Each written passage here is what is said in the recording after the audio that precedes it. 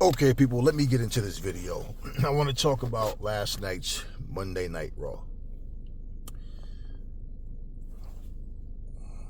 So, last night's Monday Night RAW, I fell asleep twice. I fell asleep watching it twice when it was on, and I watched the replay about 3 o'clock in the morning.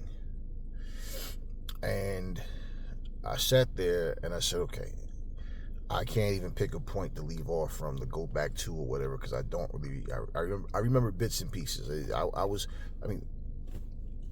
was a boring show. Really, it was a boring show. You're not going to hit a home run every single week, but this show was bad, and we are in an era where people like things when it's dumbed down. Listen to the music that they play. The lyrics are like something like a 5-year-old could write. Now, someone that has, a very limited vocabulary, they probably get, impressed by these stupid lyrics to these songs, these little ABC lyrics. Everything. The acting is terrible. Like things are just, it's like, just put something together, put it out, and call it a movie. Put something together, put it out, call it music. All right, anyway. So, I'm not going to say it in any order. I might mix up the order because I really don't. I just watched it and it was just like, okay. All right, first off, typical WWE style. Raw comes on, CM Punk comes out, talks forever. Seth Rollins comes out, and he's over there saying to the commentators, why can't I get interrupted by Rhea Ripley or somebody? Why this guy? Seth comes out with this sad, smug look on his face. I don't know if his eye is supposed to be damaged or whatever, but that looked like some yellow. It looked like makeup on his face. I don't know what that was supposed to be about.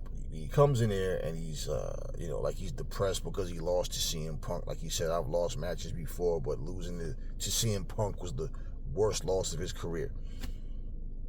Okay. Drew McIntyre comes out. He comes out with this smug look on his face. I don't know what it is with Drew. Drew used to be a killer in that ring. Drew now is like watered down. And he comes out, he says the same thing every single week, man. They just repeat the same things, all of them. It's the same thing. They're repeating feuds that we were getting in 2024. I told you guys, the new era, all that is a term. In terms of what we're getting, the only thing new is Raw to Netflix. As far as what they're giving us, this is the same old stuff over and over. Same formula, same old thing. So this is what, I'm sitting there and I'm really trying to understand, like, how are people so overwhelmed by any of this stuff? Like, you barely get wrestling on there, and when you do get it, they make, 1 or 2 matches long where the other ones are rushed. And so like I said, years ago, I've been saying the same thing about, that their format. Even way back when Nitro was around. Nitro didn't have 3 matches. The Rock is still in the ring talking. Like, you know what I mean? So, okay. Now,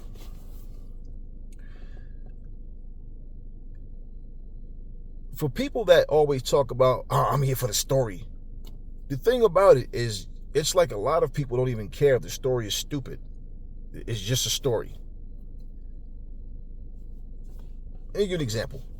Drew McIntyre says he's saying, like, why didn't Seth do anything to stop Roman Reigns from winning the Ula Fala and taking all the power back? What fucking power does Roman Reigns have by having a fucking Ula Fala? All he is the tribal chief. Take the Ula Fala out of it, that's going to be his nickname, the tribal chief, unless he decides to change it to something else.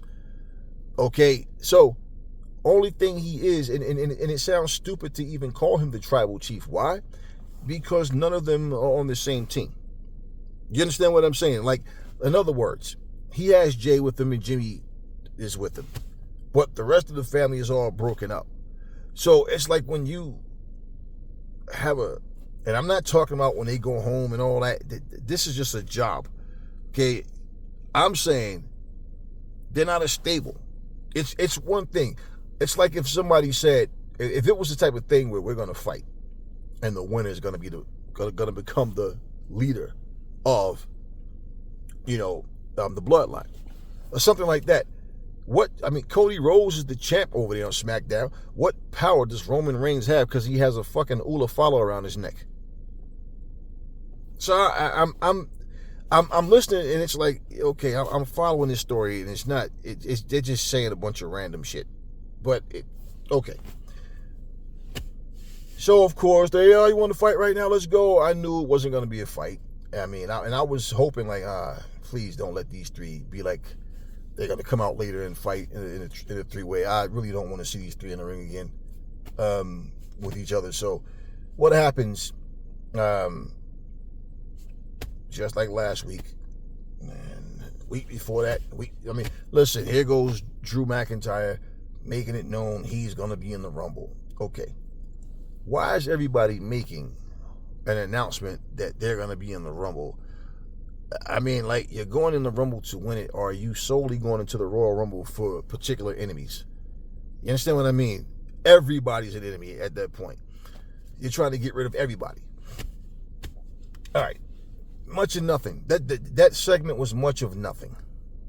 Much of nothing. It wasn't entertaining to me at all. And I'm watching it like, okay. All right. See what they got next. Okay. I don't remember the order that things happened in. But what match did I watch? And okay. I'm going to say it how I remember. Things that I remember. This match really, this Raw was just like, I'm not shocked about it, but it really was like, did you make this show this bad on purpose? Okay, let's talk about Rhea Ripley, who was one of the reasons that I watch. She's one of the main reasons. Nia Jax, one of the main reasons that I watch Raw.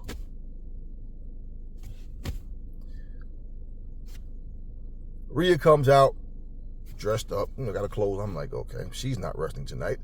Or is she going to put out a challenge to somebody for tonight? I don't know. So anyway, she comes out.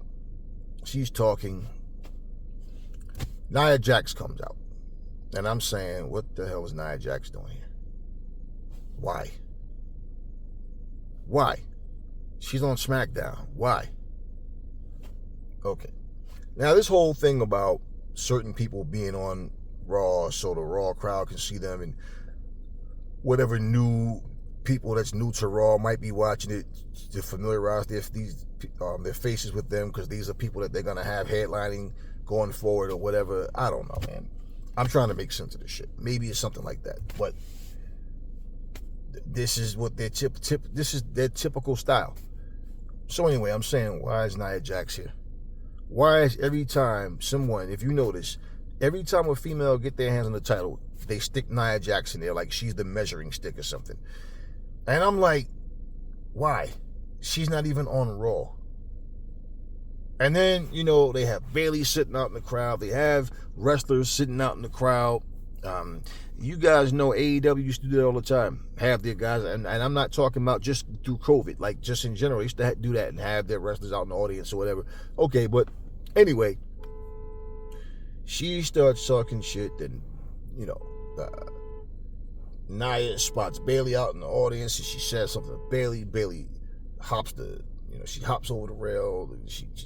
She comes into the ring, and her and Nia starts arguing back and forth. Then they start to scrap. Then it's, pretty much Bayley and Rhea, knock Nia out the ring.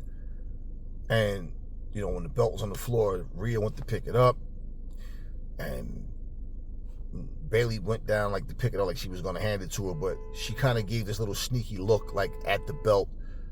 And when Rhea had her back turned, Becky's giving her this look like, I thought she was going to attack her for a second. And I'm saying, it's weird, man, because you can't tell the good guys from the bad guys in wrestling anymore, man. Wrestlers, even the so-called faces, they just have this like bad guys mentality. They just do things where it's like nobody can be trusted. So the way wrestling is, you might as well stop saying heel or face, because it's like, in all honesty, the heels have the type of mentality that a parent would tell a kid, hey, don't be like that guy. Hey, don't be like her. Like, they act just like the freaking heels. So it's like, why does it matter who's face and who's not? When you guys all act the same, the only thing is the crowd like you as a fucking face for whatever reason. So I'm like, okay, another, and she asserts, I'm entering the Royal Rumble and all, and I'm like, okay. You guys go through all of this, 2 segments of nothing, just to, talk about you going into the Royal Rumble. Okay, you're going into the Royal Rumble. Duh. All of you motherfuckers are going to be in the Royal Rumble. Of course, the top stars are going to be in it. Is that news to anybody? So it's like just the way they delivered it. It's like, okay, what matches do I, like, what do I remember? Okay, let's talk about Gunther coming out. I remember him coming out, talking about much of nothing. And I'm like, is Gunther supposed to be a good guy or a bad guy? Another one, I don't understand.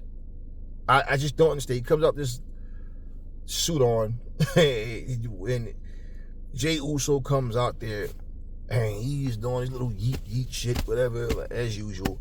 Okay, he gets in the ring, and basically Gunther sat there and said the only title worth fighting for is the one he has. He shot down the matches on Raw, talking about last week, talking about how the matches were whatever, they weren't that good. I mean, he just said a whole bunch of shit, and it's weird because he didn't wrestle on Monday. He didn't wrestle last night. He just came out and talked. Okay, so he does that.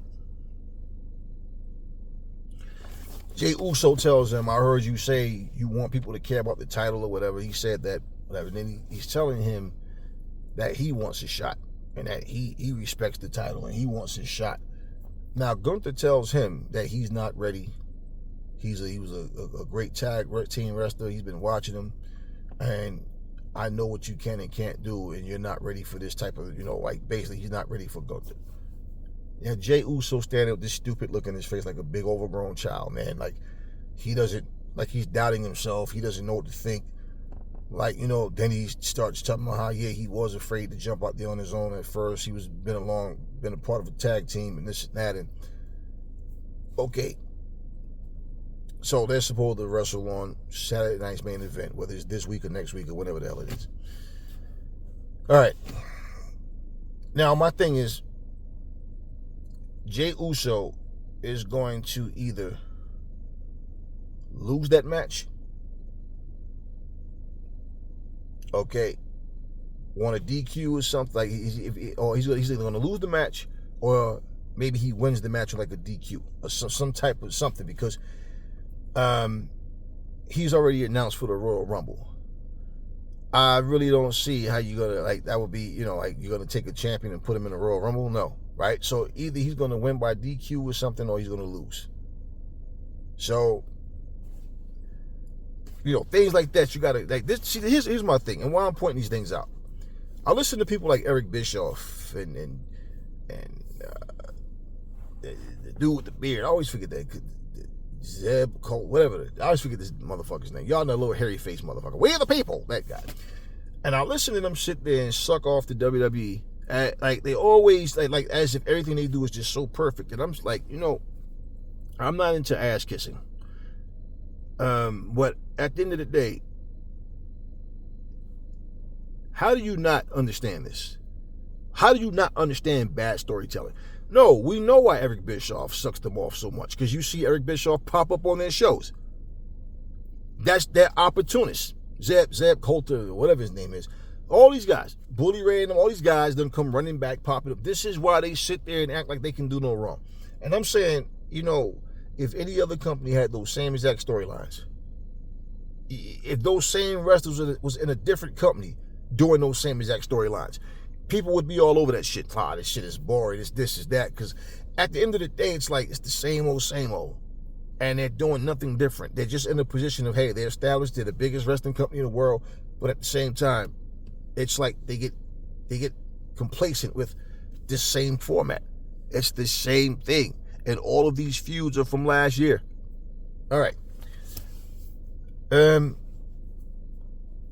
I saw another backstage segment with The Miz, Karrion Kross. What's the other guy's name?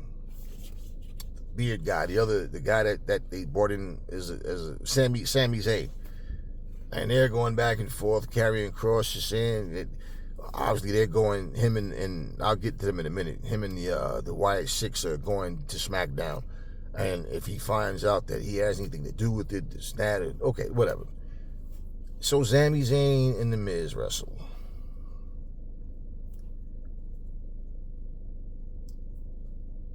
The matches that they have just have weird storylines attached to them. Like really weird storylines. Okay. Again, just another match. Nothing special. Nothing, just another match. Okay, it was a part in the match where The Miz literally, he's kicking Sami Zayn's ass. Then he's pointing at Sami Zayn, raise his arms, they boo him. They cheer when he pointed at Sami Zayn, boo him.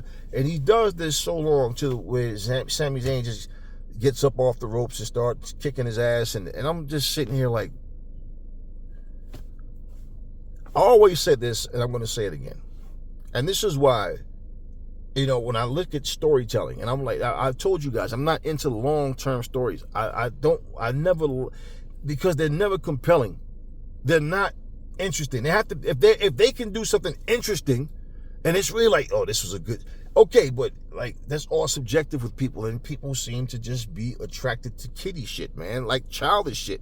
So, what happens, he does this, he gets beat. Okay, before I say that, one of the most unnecessary comments, you should never hear this in professional wrestling. When they say about a rookie wrestler, oh, it's a rookie mistake, and then 3 moves later, the veteran does the same exact stupid shit that the rookie just did. They do the same shit. So why call it a rookie mistake when veterans do it every match? Every match they make the same dumb mistakes. How many times are you going to run into a corner post? How many times, everything. How many times are you going to jump off a top rope? A guy is laying with his feet facing you. Why are you jumping off with, like you're going to drop a double, what are you going to drop a double axe handle on his feet? What are you trying to hit? And then the guy lay there and hold his foot up. I mean, all like this simple shit. That's why I said wrestling needs to level up. They're not having these type of stupid things happening in their matches, really. Okay, so anyway, Sami Zayn wins that match. Nothing in the match that I really like. It was just a match. Didn't care about the match at all. All right. Then they have this, what's her name? Lyra Valkyria, or however you say her name. And Dakota Kai. Let me say, neither one of them have any personality. They don't have a character. They're just bare bones plain. Like, honestly, they just look like they're just happy to be in the WWE. Like, there's nothing, no special effects to them, nothing. And I'm watching this match. Okay, first and only Women's Intercontinental Championship. And I'm watching this match, and it's like, okay, I'm really trying to understand how in the hell they put this, like, well, okay, enough of that. I'm really trying to find the right words to say tonight. I'm not tearing this fucking show down. Like if I was tearing it down, I'd really tear it down. I'm just being honest, like, with how I'm being genuine with my feelings, and like how I don't understand this shit. Like, if you come to me with a song and somebody's rapping saying shit like, I got a thick bitch, I got ice on my wrist, bitch, I can switch, hit a bitch with the switch, and you go, oh, did you hear that shit? And I'm looking at you like, yeah, I did hear that shit. The fuck? Yeah, I heard it. Yeah, it makes no sense. So I don't get enthused and overwhelmed by shit like that. I just don't get it. And I'm watching this show like, man, this is really, like, what do they go to? Like TV7? Like, what is this shit? I'm watching this shit. Okay. This Lyra Valkyria, however you said it, she wins the match. She was actually outside, like she was knocked out, and I remember Dakota Kai goes and bring her back in the ring. She wound up getting pinned. All right, whatever. But they just like a bunch of happy, overwhelmed with joy little kids. It doesn't feel like, it really don't feel like I'm watching grown adults wrestle. It just feel like a bunch of kids in the ring. All right, so anyway, she wins. Okay.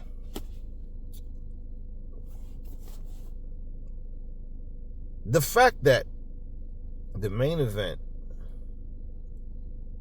was what's his name? Damian Priest and Prince Devitt. I done forgot this motherfucker. I even made him on the video game, and I don't even remember his damn name half the time. Like right now. I remember him as Prince Devitt, and then I forget what the hell his damn name is. Okay.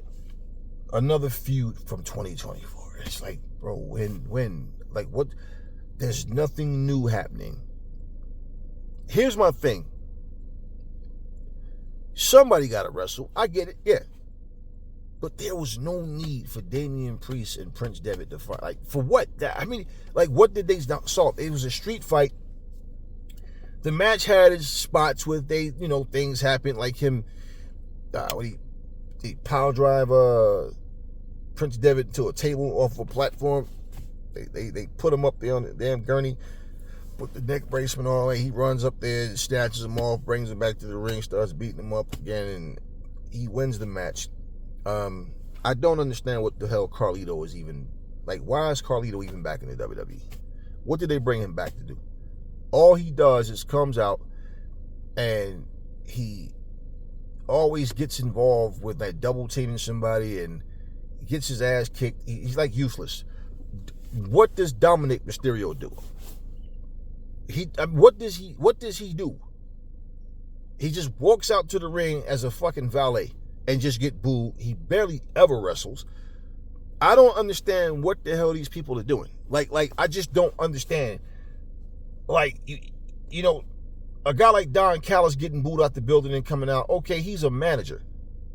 But Dominic Mysterio barely wrestles. I don't understand how you give a title shot to someone that barely wrestles. And it's so weird because I don't understand what his character is supposed to be. He acts like a little kid as well. Comes out. They constantly break character, man.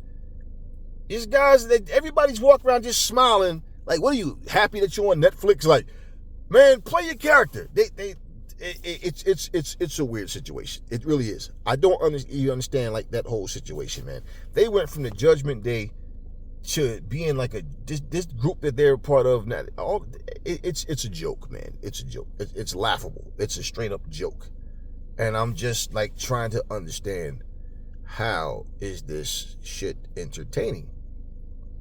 I'm like, okay, whoever enjoy it, hey man, enjoy it. Well, I just don't, because I sit here and I listen to people talk about this show like it's golden, like it was this was epic, this was iconic. And then I watch them tear down other shows where it was actually, okay, they're wrestling, they're doing it. I watch TNA tries to do this long promos and people coming out talking for long periods. TNA is doing that shit now. They've been doing it for a little while. And I try to understand what people don't get. If you're going to do that, and you're just going to come out and rant and talk shit, but what point are you leading to? 98% of what they say have nothing to do with whatever match that they're going into, and everybody's not good on the microphone. And I'm listening to people, and it's like, what is actually happening here? Like, why did they feel the need? We don't need to see Seth, CM Punk, and Drew all in the ring again. We don't need to see Nia Jax and Rhea Ripley and Bailey in the ring. We already seen these matches. We've had these matches. Why? It's like deja vu. We've done this already. Why are we getting this again? And it's like, it's so many people on the roster, right? Okay. But this is what they decided to do. Damian Priest, before he choke slams Prince Devitt, he asks him, am I my brother's keeper or whatever? Or am I not? Whatever. And then he choke slams him.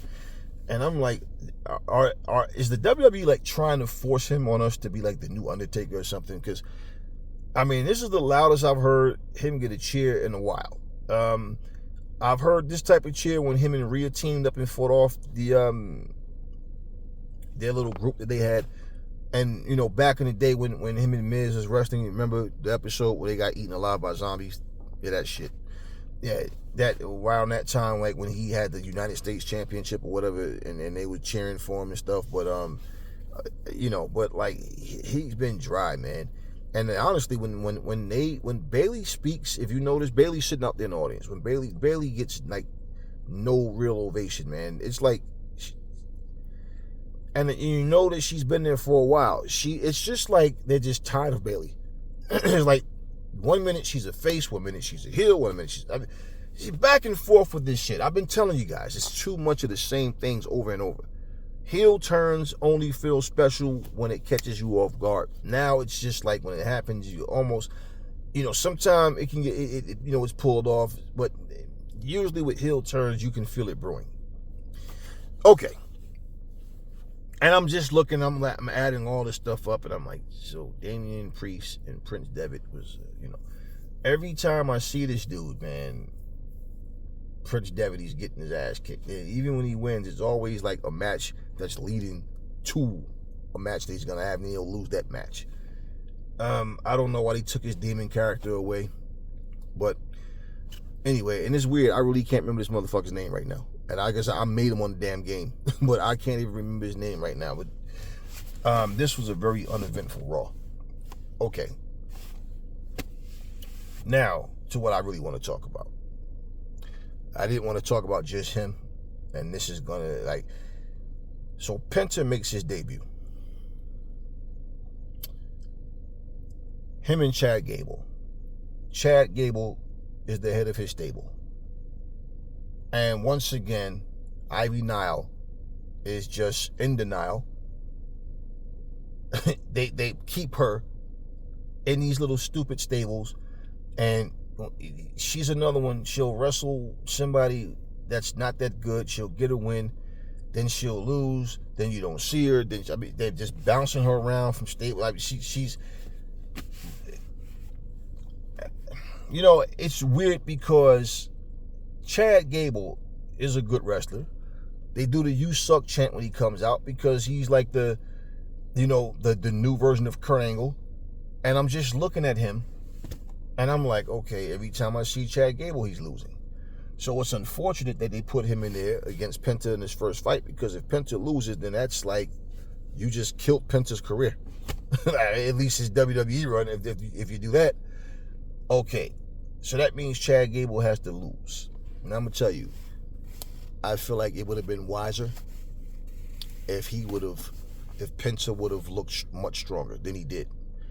That style doesn't suit Penta. Penta's a high flyer. He can wrestle, but he does that lucha shit, man. You got to let Penta get loose. They got Penta wrestling at slow down, slowed pace, trying to fit him into this WWE style, and that shit doesn't work for him, man. Watching Penta by himself was special. Watching Penta and Rey Fenix was magic, you know. And watching him going there against Chad Gable, and it's like they need to put Chad Gable in a better position.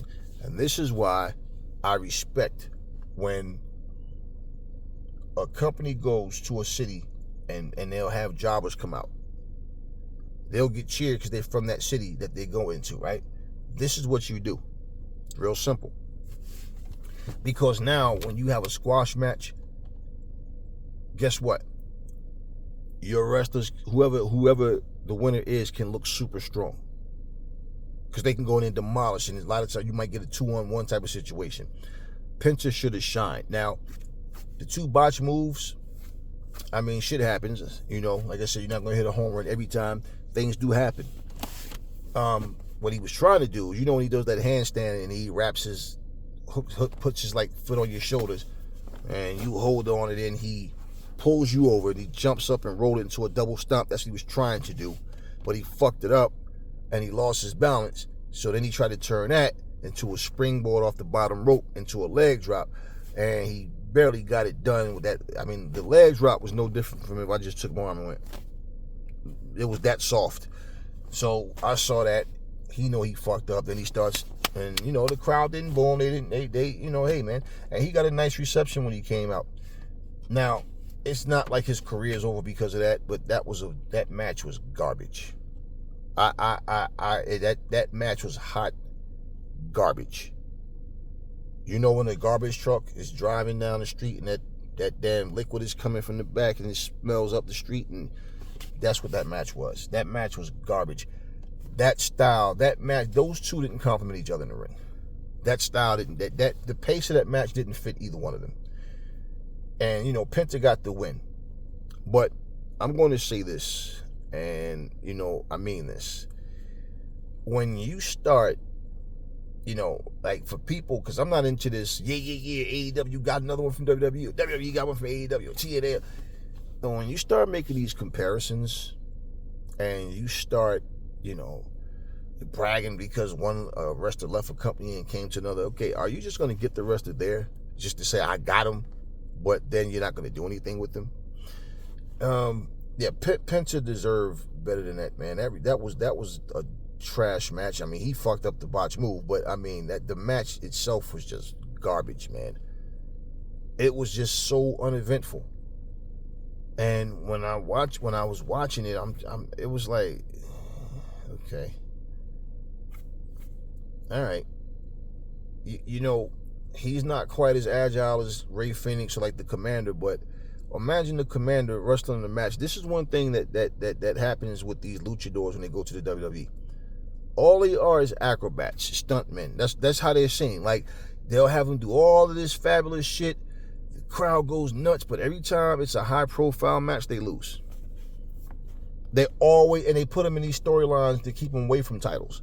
And if they win a title or a tag title, like whatever, it's always like it's done, like, it's like they can have a title and still not be one of the biggest stars in the company. Like, it's the luchadors always get fucked up when they go to WWE. All of them. The only one that has stood out is Rey Mysterio. Way back in the day, Mil Mascaras. But you look at any other, these luchadors, it's the same thing with them. That's it. Let's just do some fancy moves and get the crowd. But what are you going to, but they can't win anything. Okay, anything major. So, I mean, hey, man, like I said, maybe next, you're not going to hit a home run every week. Maybe next week's Raw, maybe they'll do something different. One thing about the fans, when you suck people off like that, it makes them think what they're doing is okay. They don't have to change anything. And really, that style of wrestling that they do is, it's like all this cinematic, it's like this, they try to make it like it's like a soap opera, man, but yeah, and I'm pretty sure there's a whole lot of other people, I know there is, that watched the Raw last night and felt like, why did he do this? Why? What was the purpose of this? I don't like to sit and break a show down and just, well, I'd have did this, I'd have did something completely different. But looking at what they've done, it's more, just certain things that they did. Like, why did you do that this way? Why didn't you do this? This would have been a better direction. Because, what happens with these rich, big-headed companies, man, these people, they think that whatever they do is golden. And they hear all these people talking about, oh, everything they do, they're such professionals. But at the same time, you guys, you show so much hate to other promotions. And they're out here busting their ass and putting these matches together and doing what they're doing. And a person show their face back up in WWE and it's welcome back. Okay, cool. And then what happens? I mean, I know who came back to WWE and they're not doing much of anything that you even care about right now. And since they've been back, you haven't cared about whatever they're doing. It is what it is. But hey, we'll give it a shot next week and see what happens. But that format sucks, man. I really don't like the WWE format with how they put matches together. the constant backstage scenes, where it's just the same shit week after week after week. Everybody's seeing like a fucking manic depressive wrestler. Like there's something wrong with everybody. They can't control their emotions. They're either breaking characters, smiling and laughing too much, or they come with that face trembling shit and talk like they're so angry and like they're so fueled up, and then get in the ring and get the hell beat out of them. And it makes you look at it like, okay, are you trying to make a story that makes sense? Or are you just making stories just to make stories? You know, you stop reading Humpty Dumpty and Pinocchio and all that at some age, right? At one point, that was interesting to you. At one point, you play with action figures and play with, you know, Tonka trucks and stuff. Then it gets, you know, so it's what I'm saying. It's like, give us some storylines that we can get into, that we really care about. Otherwise, the storylines, you know, you make these long storylines just to repeat the same thing the following week, the week after that, and it's like, where are we going with these stories? So, yeah, I mean, that's why I brought up the point about Drew McIntyre making that comment about giving Roman all the power. The power of what? What power does he have? He's not the champ. Cody is. This, I mean, it's weird. It's just weird how like the things that they say. And when people talk about other companies having a lack of storylines, like, no, it's like, if you're not saying anything that's really detailing anything outside of what's happening, like if you're not really pinpointing what's going on, what's happening, and everything you're talking about, it's just kind of like you're just all over the place, just saying a bunch of random shit and expressing your anger and what you're gonna do to this person. I mean, like, come on, we get this shit all the time. But what are we talking about now? What so every wrestler's not going to have and shouldn't have a long storyline in the ring. But the major stories and the stories that you want to build up to turn into something big, I can, you know, even it's ways to build up. But when you just keep every week coming out, looking stupid with these little smug looks on their faces and just start talking shit, and I can't imagine this, I can't sleep, I can't, all of this shit, and then you go in the ring and do the same stupid shit, lose this match the same way you lost the last one, doing the same rookie mistakes. And this is why I say they need to stop saying rookie mistakes when rookies do it, because the pros they all do the same dumb shit. I just watched Moose wrestle the other day. He wrestled somebody. I got a video about that too. But I watched him wrestle, and you know, he yells out to the crowd, "I'm a fucking ring general," and he lost to a rookie. Yeah, but I'm just saying, man, it is what it is. It is what it is. I'll talk about that in another video. But yeah, and this wasn't even in TNA, so I got something for you guys. But yeah, this show stunk. This Raw really stunk, man. Like this was a stinky show. And I don't know what it is, man, but like people say things, you know, like I heard somebody saying Malachi Black didn't perform in AEW the way he should have because he wanted to go back to the WWE. Whether that was true or not, that's his fucking problem. He signed the contract with AEW. He was doing what he was doing. Whatever things happen, and let me explain this to you.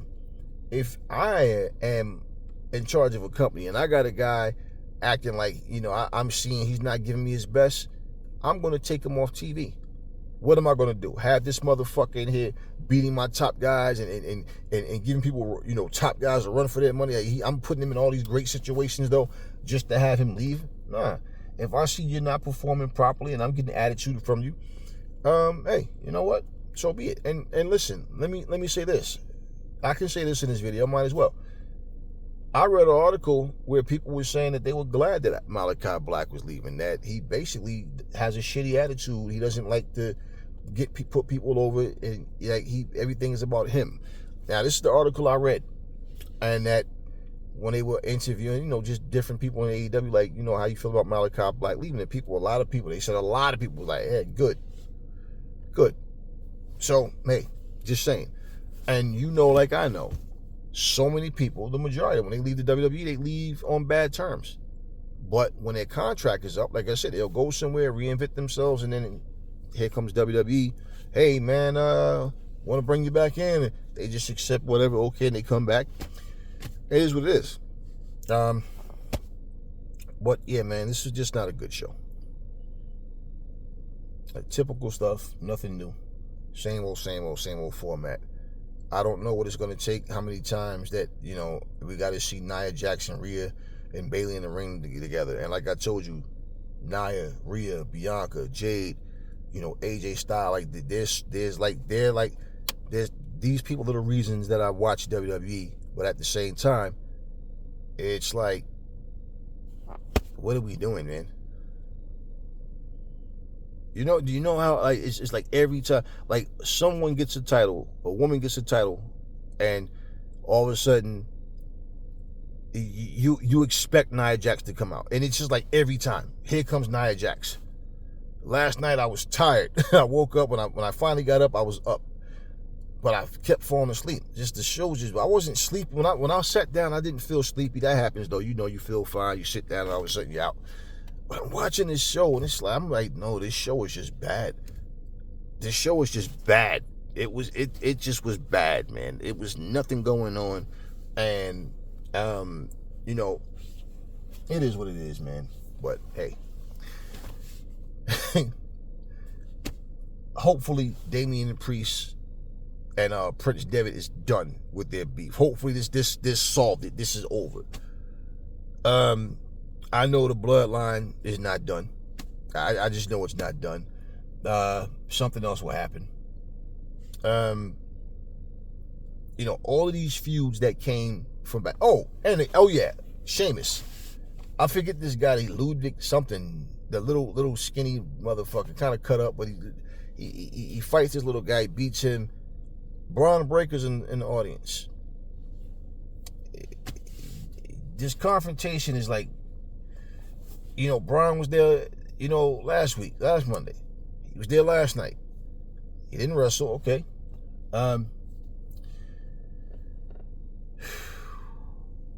Yeah.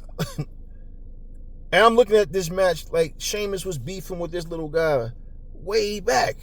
They're beefing again? Like, everything we got other than the match for this title, because this is the first, ever women's Intercontinental Champion or whatever, but all of these fucking feuds are just old feuds that carried over, that spilled over from 2024 to 2025, and they're just going on forever. And it's one thing to have, one or two feuds going on, and it's interesting, and people are getting to it. They really getting into it. But when you just like damn near every situation is something from the past that we've seen a million times already. It is what it is, man. That's my thoughts on the show. That's all I got for y'all right now. I'll catch y'all on the next one.